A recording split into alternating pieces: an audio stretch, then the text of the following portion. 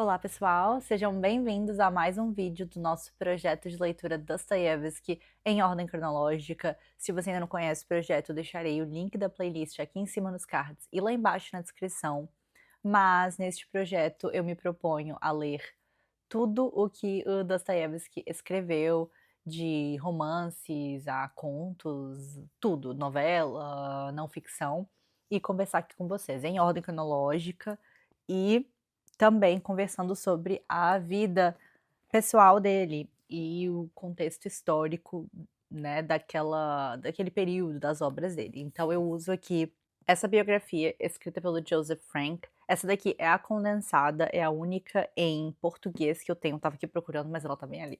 É a única em português que eu tenho. E eu uso essa daqui para conversar com vocês, ler trechos, enfim. Mas a leitura disso tudo mesmo eu faço na que não é condensado, né? Em 5 volumes, a integral, que é essa daqui é só uma parte, tá?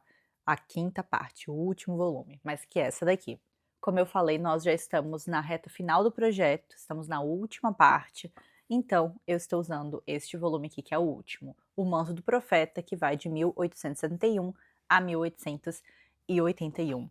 E hoje a gente tem muita coisa para falar. É um conto, né, estamos naquele momento da vida do Dostoiévski que é basicamente um conto atrás do outro, porque ele estava escrevendo, o diário de um escritor. Na verdade ele não estava escrevendo, ele estava, enfim, ele tinha o diário de um escritor que era, uma revista, né, um jornal, enfim. Ele escrevia tudo que ele queria, tanto não ficção, né, ensaios, quanto também esses contos. E nós começamos um tema, assim, entramos em um tema lá atrás, quando a gente falou sobre o veredicto ou a sentença. É um desses vídeos aí pra trás, tá? Aqui no projeto. Vou deixar aqui embaixo pra vocês também, pra ficar mais fácil. Mas entramos então num tema, e esse tema prosseguiu, passou aqui pela Dócio, depois deu uma pausa no nosso último vídeo e aí voltou aqui no conto de hoje, que é O Sonho de um Homem Ridículo. Eu tenho essa edição aqui, que foi a mesma que eu li a Dócio, e eu também tenho essa daqui dos Contos Reunidos, tá? É a mesma tradução. Aqui a gente tem a tradução do Vadim Nikitin e aqui também. E eu fiquei sabendo ontem ou anteontem que o Vadim faleceu, gente. Realmente aí uma coisa, nossa, chega, eu não tava esperando. Claro, ninguém tá esperando nunca, mas engraçado que foi bem quando eu estava lendo este livro e eu gostei muito dessa tradução. Achei bem boa. Não sei se é uma das únicas traduções, porque eu sei que às vezes uma tradução, mesmo na mesma editora que a editora 34, nos livros avulsos, é diferente, algumas são diferentes dos Contos Reunidos, mas nesse caso aqui as duas são dele. E a tradução, como eu disse, é muito boa. Bom, muito boa assim, ainda não leio russo. Um dia, um dia. Bom, gente, como eu estava falando, hoje a gente vai falar sobre muita coisa. Eu estou com um pouco de alergia, tá? Então eu peço desculpas. Sigo tossindo da minha doença aí que eu tive, uma gripe horrorosa que eu tive que durou 2 semanas e meia. Mas além disso, eu também estou com alergia. Então, se este vídeo ficar aí cortado é por causa disso, tá? Bom, bora lá. Eu tô me acostumando ainda com essa câmera nova, gente. Não sei se vocês perceberam, estamos com uma qualidade assim bem maior. É uma resolução que eu não tô acostumada. Tô vendo todas as minhas imperfeições aqui, mas tudo bem. É a vida, né? Eu prefiro ter uma câmera melhor, com a resolução melhor, do que não. Bom, gente, o sonho de um homem ridículo, ele segue aí na temática, no tema de suicídio. Como eu falei, a gente começou lá no veredicto, e aí a Dócio foi, acho que um dos principais, né? E agora nós temos um outro muito importante também, agora eu entendo aí essa conexão dos dois e por que que a editora 34 decidiu colocá-los juntos aqui. Um realmente complementa o outro aqui, então se você não tem interesse de ler tudo em ordem cronológica, nós só tivemos um conto dividindo aqui esses dois. que foi Uma História da Vida Infantil. Foi o último vídeo que a gente conversou, né? O último livro, na verdade, o último conto. Então eu aconselho vocês a ler dessa forma aqui mesmo, né? A Dócil e depois O Sonho de um Homem Ridículo. Bom, gente, eu vou guardar esse livro aqui porque tudo que não tinha aqui na condensada desse conto, eu escrevi aqui neste livro para poder falar com vocês. Talvez eu pegue esse aqui, se eu perceber que tá faltando alguma coisa, mas eu vou deixar ele aqui para ficar mais bonito no vídeo. O Dostoiévski aí participando. Bom, bora lá. O Sonho de um Homem Ridículo, gente, foi publicado então logo depois da Uma História da Vida Infantil, em 1877, tá? Em abril de 1877. E como eu falei, o tema aqui trabalhado é suicídio, mas é muito mais do que isso. A gente começa aqui este conto, que como Adócio também é chamado de uma narrativa em vez de um conto, né? Então, me dirigirei a ele como narrativa. Essa narrativa, ela é em primeira pessoa. Então, aqui a gente tem o homem ridículo contando um sonho, basicamente, né? Que ele teve em uma situação um pouco periclitante. Ele começa já o conto falando pra gente o seguinte, ó. Vejam só. Se bem que tudo me fosse diferente, apesar disso, dor, por exemplo, eu sentia. Então ele já começa o conto informando pra gente que pra ele tudo é indiferente, mas que ele sente dor. Se alguém me batesse, eu sentiria dor, tá bom? Exatamente assim também no aspecto moral, se acontecesse alguma coisa muito penosa, eu sentiria pena. Só que aí ele conta pra gente que ele estava, né, andando na rua e ele é chamado por uma menina. Na verdade, a menina pega-o pela mão, se não me engano, e pede ajuda. Começa a falar, assim, umas coisas meio sem sentido, mas ele escuta ela falar mamãe, mamãe, e ele entende que ela precisa de ajuda, da ajuda dele para salvar a mãe. Aparentemente a mãe está realmente, né, falecendo ou acabou de falecer, não sabemos. Mas aí ele fala: se eu sinto pena, por que eu não socorri essa menina? Essa menina me pediu ajuda e eu não socorri essa menina. Aí ele fala assim, ó: a questão era fútil, mas me irritei. Me irritei em consequência da conclusão de que, se eu já tinha decidido que nessa mesma noite me mataria, então por isso, tudo no mundo agora mais do que nunca deveria ser-me indiferente. Então ele decidiu cometer suicídio, mas ao mesmo tempo ele tá percebendo ali que ele sentiu pena dessa menina, né? Então, se ele sentiu pena dela, então quer dizer que as coisas não lhe são tão indiferentes como ele pensava. E aí ele começa a falar, ó: parecia-me evidente que se eu sou um homem e ainda não um nada, então assim, se eu sou um homem ainda, né, não, me tornarei um nada quando eu cometer suicídio, mas por enquanto eu ainda sou um homem. E enquanto não me transformei no nada, então estou vivo e consequentemente posso sofrer, me zangar ou sentir vergonha pelos meus atos. Que seja, mas eu vou me matar, por exemplo, daqui a 2 horas. Então, o que é que me importa a menina e o que é que eu tenho a ver com a vergonha e com o resto do mundo? Então, logo aqui no começo desse conto, a gente já percebe que ele é um tipo, né, de um homem do subsolo. Ele é um homem muito sozinho, ele passa grande parte do tempo dele sozinho, se não o tempo todo dele sozinho, e completamente indiferente ao resto do mundo, alheio ao resto do mundo, alien ao resto do mundo, ao ponto que até ele mesmo lhe é indiferente e por conta disso ele quer cometer o suicídio. Aqui na página 892 a gente tem algumas não definições, mas umas explicações aí, né, acerca dessa personagem. A figura central, eu vou ler aqui o que tá na condensada, mas eu traduzi uma parte que não estava aqui, tá do outro livro. Ó, a figura central é um daqueles personagens isolados e misantropos, afastado de todos, mas o horizonte do homem ridículo abrange uma dimensão metafísico-religiosa. Aí, abre aspas. Senti de repente que para mim dava no mesmo que existisse um mundo ou que nada houvesse em lugar nenhum. Aos poucos, tornei-me convencido de que também não haveria nada no futuro. Então, de repente, parei de me zangar com as pessoas e passei a quase nem notá-las. Então, ele passou pela fase de ficar irritado com tudo e praticamente odiar todo mundo, se zangar, para uma indiferença total. Essa convicção provoca um sentimento total de apatia em relação ao mundo exterior.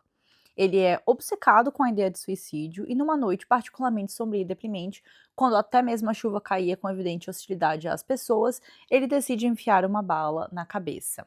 Então, estávamos aqui seguindo, né, esse personagem principal, o Homem Ridículo. Ele estava andando na rua, passa por isso, né, com a menina, e aí ele fala: "Ai, não, menina, vai embora daqui". Sente pena dela, mas acaba não indo com ela. Vai pra casa e decide então cometer suicídio. Ele já estava pensando em cometer suicídio há muito tempo. Então eu acho interessante que bem no dia, né, que ele, resolve, então diz para si mesmo que ele vai cometer, é o dia, que ele de fato pega a arma, porque ele já estava planejando isso há um tempo e ele não fazia. Ele chegava em casa, não fazia, né, eu acho que a arma ficava lá em cima da mesa dele, mas ele não fazia nada. E dessa vez, que foi a vez que a menina conseguiu fazer surgir nele um sentimento de pena, ele fala: "Ah não, mas realmente agora eu vou cometer suicídio". Ele disse que até mesmo antes disso ele tinha decidido, mas eu tenho pra mim que ele decidia a mesma coisa todos os dias, né. Mas então, ele vai pra casa e coloca a arma em cima da mesa, senta e decide então dar um tiro na cabeça. Isso é importante, gente. Ele decide um lugar, mas quando ele cai no sono, que isso acontece logo depois, antes mesmo dele pegar a arma, ele acaba adormecendo, sentado na cadeira. Ele tem um sonho que ele realmente cometeu esse suicídio. Só que no sonho dele, ele não atira na cabeça, ele atira no coração. E eu achei isso muito interessante. Eu li essa parte. Ai, será que tem aqui na biografia? Eu acho que tem, porque eu deixei tudo separadinho para vocês. Ó, aqui, eu escrevi, porque estava só no outro livro. Página 893. A rigor, não deveria ter sentido nenhuma vergonha por ter enxotado a menina. Era totalmente incoerente para um homem à beira do suicídio, para quem tudo no mundo perdera sentido, sentir pena. E, no entanto, como acontece no caso do homem do subsolo, seu coração e sua cabeça se recusam a agir em uníssono. Olha, importante.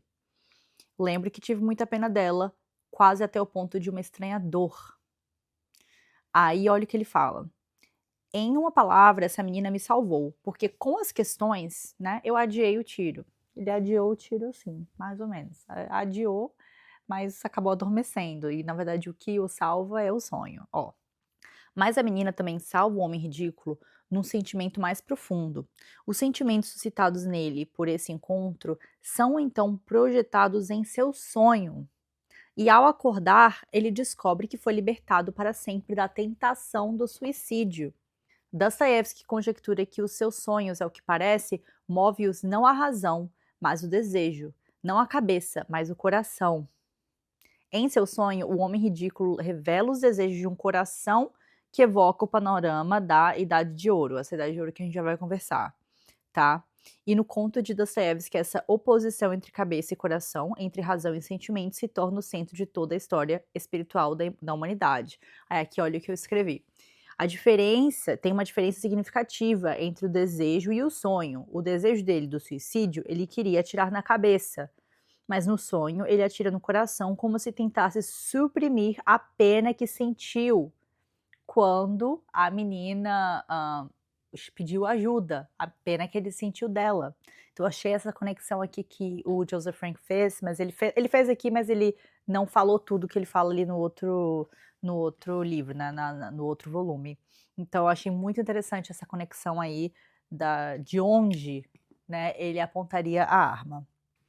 Bom, aí o que acontece? Ele acorda, ele acorda, né, e Acorda não, desculpa, ele acorda dentro do sonho.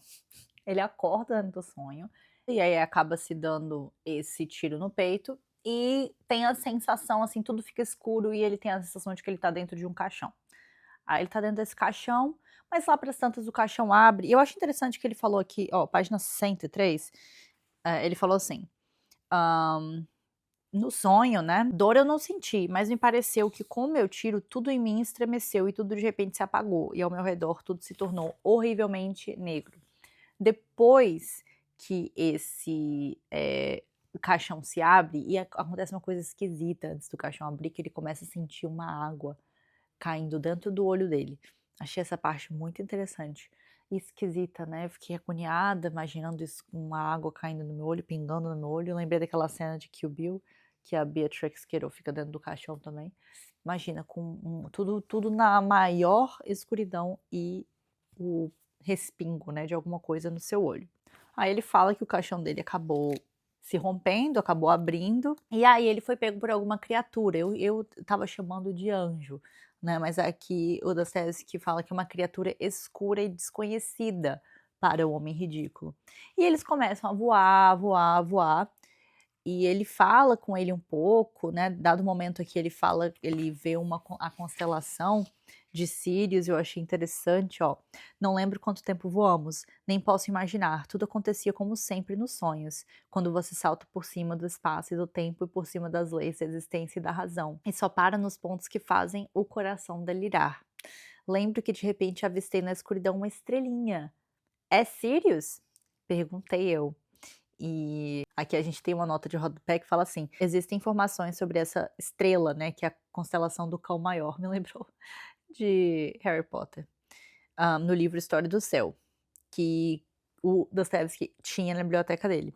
Sirius era vista como o astro mais brilhante da abóbada celeste, a mais vívida estrela do céu, Sirius. Interessante. Mas enfim, ele pergunta para essa criatura, a criatura fala: "Não, essa é a mesma estrela que você viu entre as nuvens quando voltava para casa". Esqueci de falar disso. Verdade, quando ele estava voltando para casa, daquele encontro com a menina, ele vê essa estrela no céu. Esse é um ponto importante, bem lembrado. Mas a criatura dele fala isso, né, que foi a estrela que ele viu. Aí ele fala: "Nossa, eu não gostava dessa criatura que estava me levando, assim, percebi logo que eu não gostei dela". Ele fala assim, que senti uma aversão profunda. Esperava o não ser absoluto depois que ele se matou, né, depois que ele cometeu o suicídio. Esperava o não ser absoluto e por isso dei um tiro no coração. E eis que estou nos braços de uma criatura não humana, é claro, mas que existe, que é uma vida além do túmulo.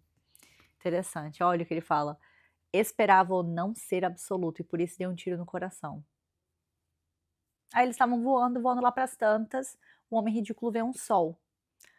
E ele fica, assim, abismado, porque ele tem certeza, né, tem certeza que não é o sol dele, o nosso sol, né, o sol da no do sistema solar, mas ao mesmo tempo é igualzinho ao nosso sol. Ele fala assim: "Eu vi o nosso sol, mas eu sabia que não podia ser o nosso sol, era um duplo dele", ó. Era exatamente igual, uma repetição, um duplo. Um sentimento doce e invocatório começou em êxtase a ressoar na minha alma. Ele fica emocionado quando vê esse sol. E aí ele pergunta para a criatura, né, se esse é o nosso sol, onde é que está a Terra? E aí ele vê um planeta que está brilhando, cor esmeralda, que está brilhando ali. Aí ele fala: será possível tais repetições no universo? Será possível que seja assim a lei da natureza? E se lá está a Terra, será possível que ela seja igual à nossa, exatamente igual? Desgraçada, pobre, mas preciosa e para sempre amada, que gerou até nos seus filhos mais ingratos o mesmo torturante amor por si, como a nossa? Aí ele fala que a imagem da menina apareceu de novo na sua cabeça. E aí a criatura, né, que eu tava chamando de anjo, fala: você vai ver tudo. Mas ele tinha um pesar na voz dele, ele estava soava triste, digamos assim. Aí ele passa um bom tempo falando sobre como ele ama a Terra, o nosso planeta Terra, e como ele não poderia amar nenhum outro lugar como a Terra, não poderia amar um duplo. mas assim, te faz pensar, né, ele tá falando que ama a terra, mas ele ao mesmo tempo não amava a terra o suficiente, ou amava a criação, o suficiente, a vida o suficiente para não cometer suicídio, né. Até o presente momento aqui, porque ele acha que ele cometeu suicídio. Mas é aquela coisa que ele sabe que tá num sonho, mas ao mesmo tempo ele não sabe, é uma coisa estranha, né, quando a gente sonha mesmo é assim mesmo, você acha que, sei lá, é estranho, parece que você sabe que é um sonho, às vezes parece que não é, às vezes parece muito real, mas não tem como ser, é bizarro, os sonhos são bizarros, mas esse assunto na verdade muito me interessa.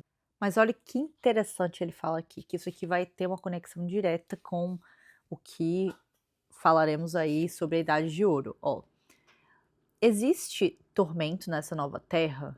Essa terra que ele tá vendo, esse brilhinho de esmeralda. Na nossa terra não podemos amar de verdade, senão com o tormento e só pelo tormento. Eu quero o tormento para poder amar.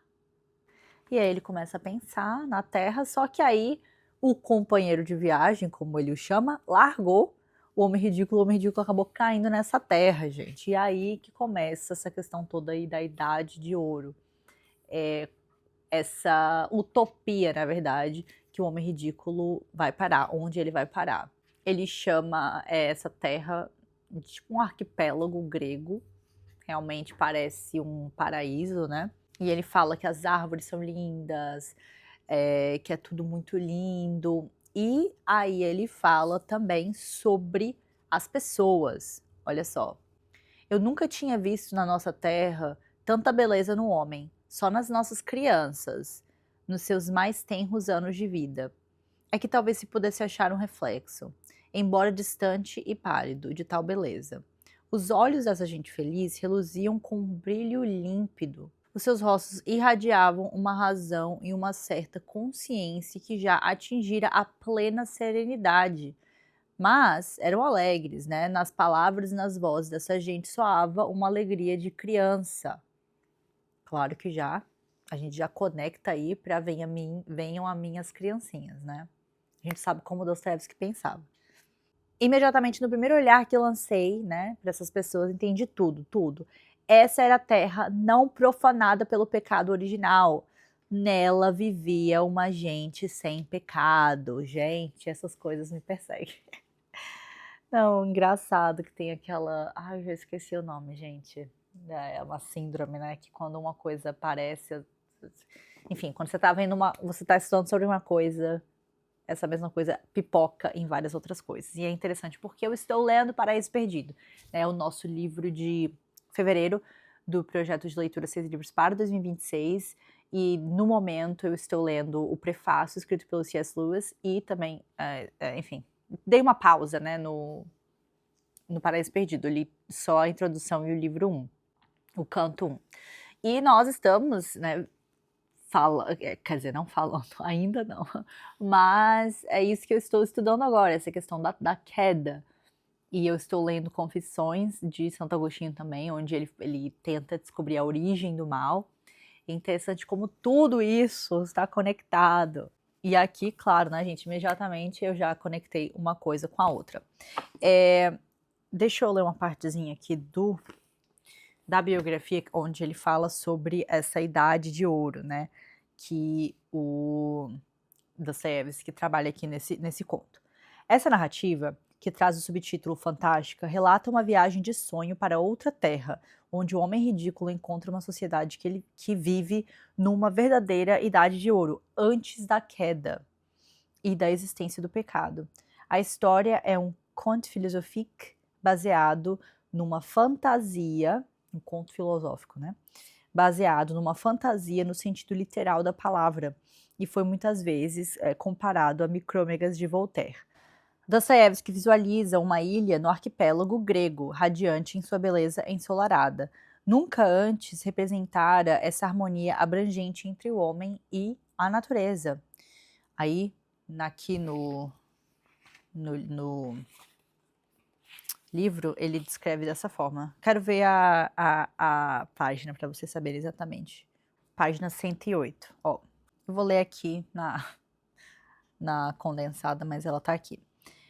Um carinhoso mar de esmeralda batia tranquilo nas margens e as beijava como um amor declarado, visível, quase consciente. Árvores altas, belíssimas, erguiam-se com toda a exuberância das suas floradas, e as inúmeras folhinhas, estou certo disso, me saudavam como um farfalhar tranquilo e carinhoso, e como que pronunciavam palavras de amor. Aí depois ele fala também, aqui, ele fala sobre os passarinhos. Olha só. Bandos de passarinhos cruzavam o ar e, sem medo de mim, vinham pousar nos meus ombros e nos meus braços. E aí o Joseph Frank lá na integral faz uma comparação, né? Fala aí sobre São Francisco. Aí o Joseph Frank continua assim, ó.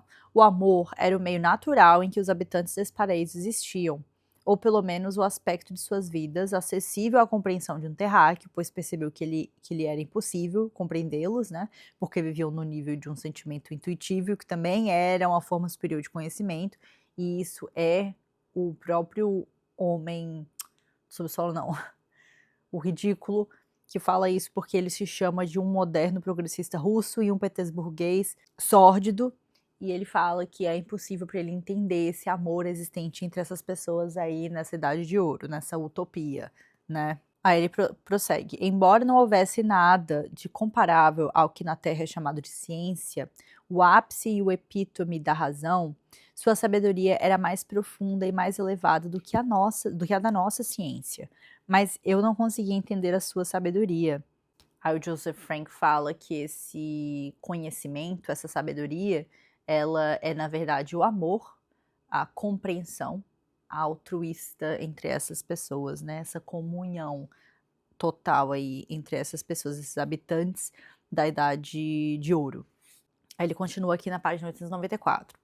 A essa condição de amor puro, que retrata o mundo antes da queda da humanidade no pecado, um homem ridículo compara seus sentimentos distorcidos de amor e ódio por seus companheiros seres humanos, que surgiram do choque entre o seu egoísmo e seu desejo de comunhão. De alguma maneira, o homem ridículo introduz esse princípio reflexivo de autoconsciência e autocompreensão, que é a suprema raiz psicológica do egoísmo, no paraíso inocente da Idade de Ouro. Então, nesse lugar onde não tem ausência, não é que eles não têm mais o pecado, eles nunca tiveram. É a ausência do mal. É como se a presença de Deus existisse aí o tempo inteiro nesse lugar, porque o mal é a ausência de Deus, e nesse lugar não existia isso. Só que essas pessoas são corrompidas. E elas são corrompidas como? Pelo próprio homem supérfluo. Gente, ridículo.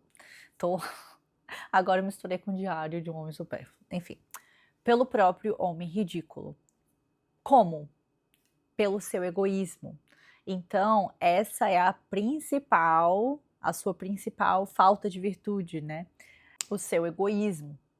Então, ele planta essa semente e aí aos poucos ele arruina essa idade de ouro, né? Esse lugar aí maravilhoso onde ele havia chegado.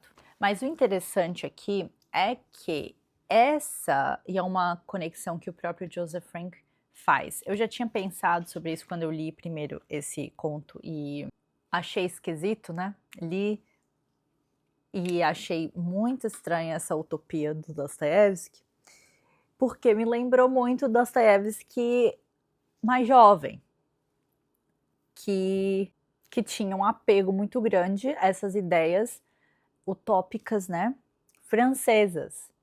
Então eu achei esquisito, só que aí eu li a biografia e também fiz as minhas próprias reflexões. Então, olha só, como ele descreve também essa utopia. Essas pessoas possuíam um amor e geravam filhos, mas eu nunca notava neles os ímpetos daquela volúpia cruel, que afeta quase todo mundo na nossa terra, todo mundo e qualquer um, e é a fonte única de quase todos os pecados da nossa humanidade. Não tinham religião específica ou doutrinas religiosas sobre Deus e a vida eterna, mas recebiam a morte com serenidade. compunham canções de louvor um para os outros e viviam em uma espécie de amorosidade uns pelos outros, total, universal. Então, assim, é interessante que a gente pensa, será que ele realmente não tinha se desvinculado totalmente dessa ideia francesa, né, de utopia? Esse encantamento que ele tinha com a ideia de utopia socialista, né, dos franceses? E sim, ele ainda tinha esse encantamento por essa ideia.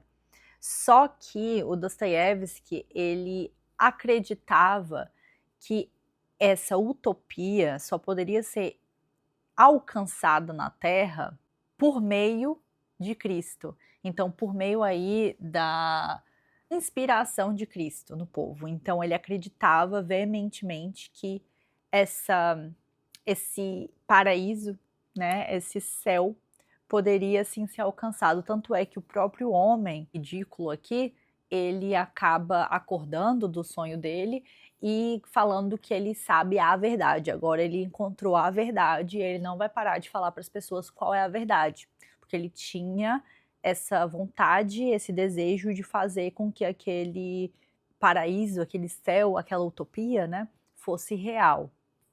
E aí a gente conecta também, essa foi uma conexão que eu mesma fiz, que o Dostoiévski acreditava que o povo russo era o povo escolhido, né, por Deus, por Cristo. Ele acreditava que a terra russa, o solo russo era a mãe, né, da Rússia, era então esse lugar onde isso seria possível. Achei interessante isso, que ele realmente tinha se desvinculado dessas ideias socialistas, essas ideias mais práticas, né? E ele percebeu que tudo aquilo que ele acreditava, que ele já havia acreditado uma vez, não era bem assim, não era assim que a banda tocava. Só que ele ainda tinha esse apego, esse encantamento com essa ideia de utopia que ele acreditava veementemente que só poderia ser alcançado com Cristo. E é interessante porque ele, no conto também, ele fala sobre eles não precisarem de leis nenhumas antes do homem ridículo tê-los corrompido. Mas depois, né, que há essa queda, e eles são corrompidos de fato, olha só. Quando se tornaram maus, começaram a falar em fraternidade e humanidade e entenderam essas ideias. Quando se tornaram criminosos, conceberam a justiça e prescreveram a si mesmo códigos inteiros para mantê-la, e para garantir os códigos, instalaram a guilhotina. E é claro que também, né, nos faz pensar, nos traz para a Bíblia, onde antes da queda não existia essa ideia de justiça, não existia leis, não existiam os mandamentos, não existia nada, porque não precisava. Os seres humanos, os dois seres humanos, Adão e Eva, viviam em graça, em pleno estado de graça.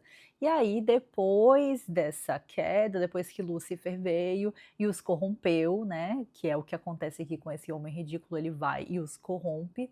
Depois disso, que há, então, esse relacionamento de Deus com o humano, de dizer o que é certo e o que é errado. Aí primeiro a gente tem a enchente, né, da Arca de Noé vindo, aí depois tem, enfim, várias coisas, vários castigos, e aí por fim os mandamentos aparecem, porque Moisés precisa de ajuda para conseguir controlar de alguma forma o povo judeu. Então achei interessante, fiz essa conexão aí com os mandamentos, porque essa utopia que é basicamente o paraíso antes de Eva e Adão comerem a fruta, né, o fruto proibido. Mas ainda nessa questão da utopia, o Dostoiévski acreditava, né, que essa utopia poderia ser alcançada se todo mundo fosse inspirado por Jesus Cristo, e isso poderia acontecer na Terra. Só que essa ideia, né, de alcançar a utopia na Terra, com todas essas nossas inclinações, todos esses nossos instintos humanos, essa natureza caída, esse estado sem graça, nessa essa ligação com o mal, ausência de Deus, que nós temos, essa ideia é estapafúrdia, não tem como acontecer, não tem como dar certo. A gente perdeu a possibilidade com Adão e Eva do paraíso na Terra. Essa utopia não acontecerá aqui, ela é algo que existe no céu. né, no paraíso, no céu, com Deus. Não tem como essa realidade acontecer na Terra, principalmente, né, com essas ideias que vêm do iluminismo, a ideia de que o homem é bom, né, acreditando na bondade do homem, essa ideia da natureza boa do homem, dessa ideia de Rousseau, né, essa ideia iluminista. Não tem como termos um céu na Terra se as pessoas acreditam que o ser humano é bom, que o ser humano tem uma natureza boa. Então, essas ideias, né, iluministas, que inclusive o Joseph Frank até fala que o Dostoiévski realmente, essa utopia, ela era anti-iluminista, apesar de não ser anti-utópica, né, essa ideia da utopia socialista, enfim, ela era anti-iluminista, exatamente porque ele acreditava que a bondade viria de Deus, vem de Deus. E essa possibilidade da utopia só poderia acontecer com a presença de Cristo, a presença real de Cristo aí nos inspirando para viver daquela forma. E o iluminismo acredita na bondade, né, da natureza boa do homem. E bom, somente com Deus, né, nós conseguiremos viver aí no céu, somente com a graça nós conseguiremos estar no céu, neste real paraíso.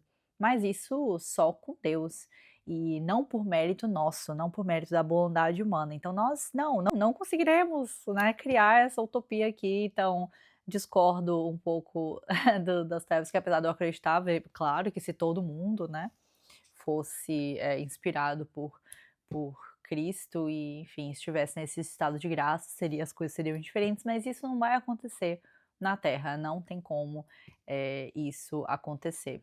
Foi, né, determinado por Cristo, por Deus, na Bíblia, de que para isso, nós temos que chegar ao reino dos céus. Mas eu achei interessante isso aqui, porque a primeira vez que eu li, eu fiquei, nossa, Dostoiévski ainda está tão vinculado a essa ideia socialista, né, mas ele estava mais ainda, mais do que tudo, vinculado, apegado a essa ideia desse amor real.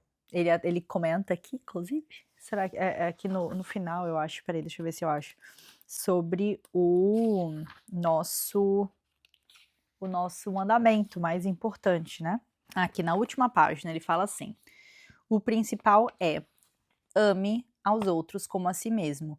Eis o principal, só isso. Não é preciso nem mais nem menos. Imediatamente você vai descobrir o modo de se acertar." E a gente sabe que todos os outros mandamentos, né, de Moisés, enfim, de Deus para Moisés e para o povo judeu, eles estão dentro deste mandamento de Jesus, que é: ame aos outros como a si mesmo, ou como eu vos amei. Então, essa utopia aqui do Dostoiévski, ela precisa disso. Ela não é uma utopia que é, ai, todo mundo se amando, né? Não tem regras, meu corpo, minhas regras. Não, não é isso.